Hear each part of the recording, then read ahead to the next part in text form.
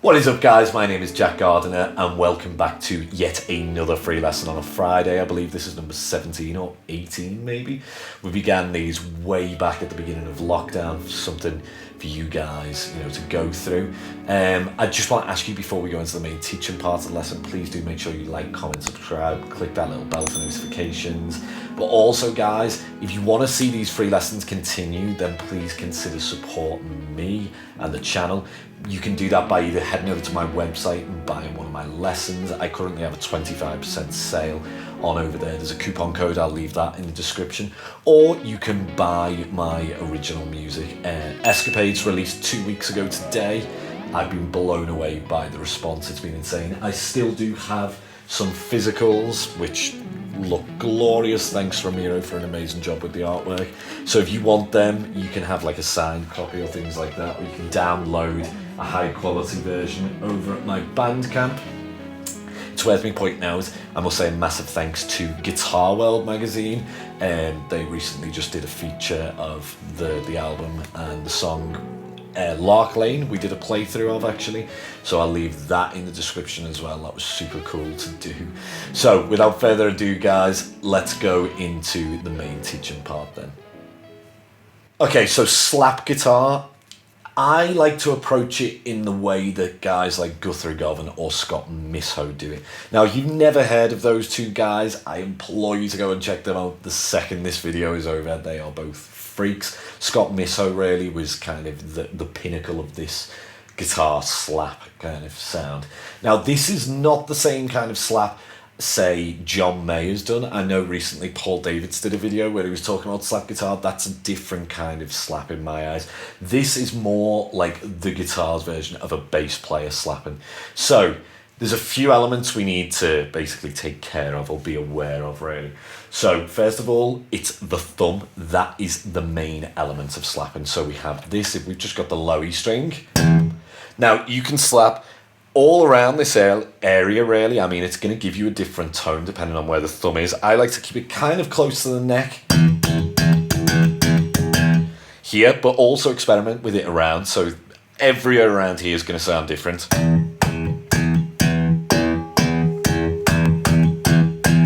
And it is actually this part of the thumb right by the knuckle, I might just point out. Now, that's one element then, that's the slap. The other thing which you have on the right hand then is the pop. Now, depending on if you're holding a pick or not, you can do this in one of two ways. So if you've got the pick in your hand, which tends to be how I do this, because I'll usually not just slap, I'll have like different elements of the playing. There will be picking involved with the pick. I keep the pick actually behind the first finger hidden here, and I literally pop with the middle finger. I don't know whether you'll see it on the camera, but there's a blister there from doing this today. It can be a little bit painful, so do be warned if you're not used to it. I haven't done it properly in quite a while, so yeah, do be warned about that. But yeah, what you want to do really is get underneath the string and pop. So we get that kind of sound.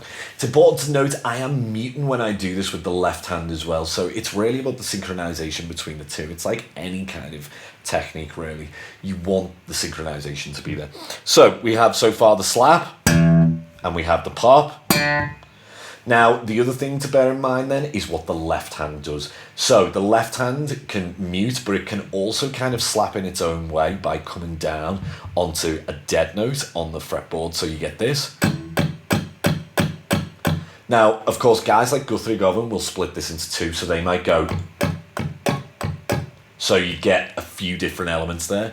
And then the final thing that we can do, so this is number 4, would be to slap the dead note. So while you're holding that dead note, you can do this. So that's slapping the dead note. So 4 different elements then. So we've got slap, pop, we've got the left hand slap, and then we have the dead note slap. 4 different things. Now the best place to start really with this, I would suggest, is just to try and get the synchronization working. So just something super simple would be to go slap, left hand, slap, essentially. So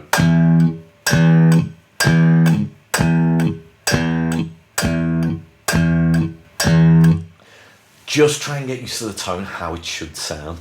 This is the most important thing. Then what you could do maybe is double up the left hand slap, so you could get something like this.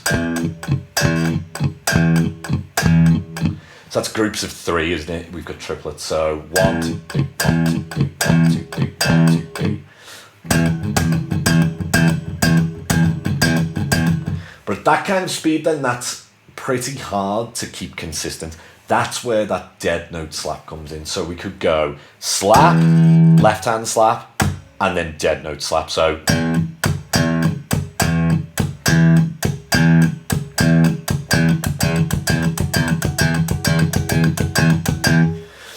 that's kind of the introduction to it, I guess. But where do we start adding in notes then? So a real common thing to do is to actually use, I guess, like hammer-ons on that left hand. So you could do something like this, which is just going to simply be a pop on the D string, hammer on, and then slap. We can also find that note on the A string if you want. So that could be on the 7th fret of the A string. So we'd have open D string with a pop, hammer on from nowhere, that 7th fret on the A string, and then slap with the right hand. So there I'm just double slapping on the right, so we get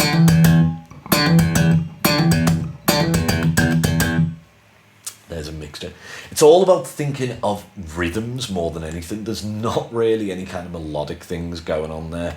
It's more an effect, if you like. You could think of, like, I don't know, like drummers do paradiddles, don't they? So, I don't know, like right, left, right, left, left, left. Right, left, right, left, left, left. There we go, yeah.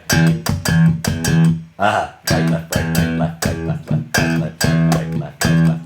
That's so hard to do, actually, but it will get you thinking of different rhythms. Now, one thing I love to do then is the typical octave slap thing. I think bass players like Flea and stuff like that. That's typically what bass players tend to learn first, I think, when they're doing this. So you could go like on the A string and the G string this time. We're going to go a slide in from the 5th fret up to the note E on the 7th fret, and then we're going to pop the octave. So that's on the G string, obviously, and then slap. So this pattern is just going 7, 4, 5, 6, 7. But we're concentrating really on the slap, pop, so.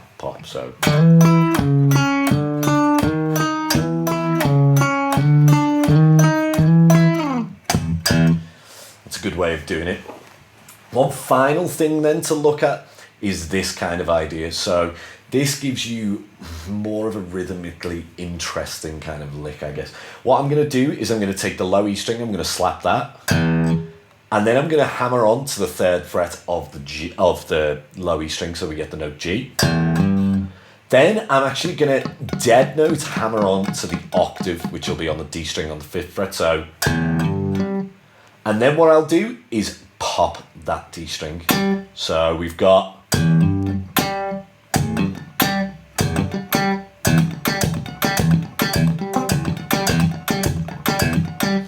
So we get this kind of sound. Now you could do that through all kinds of different octave chords, I guess. So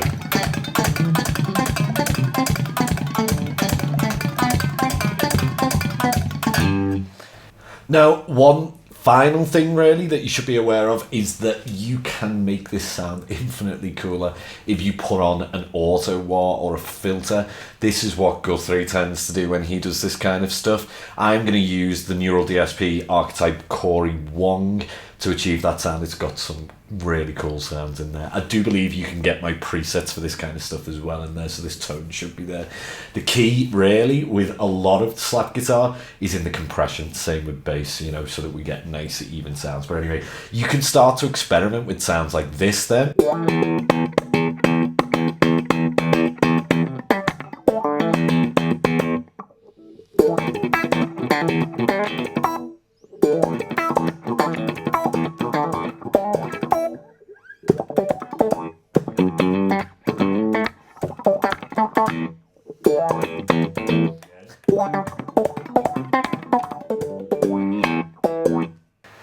It's really, really fun.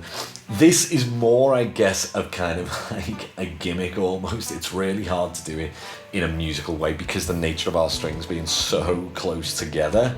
It's not like a bass where you have more options, I guess. Like the thumb barely fits in between strings when I'm doing this, so it's quite hard to be accurate. But yeah, I mean, it's something that you should definitely experiment with.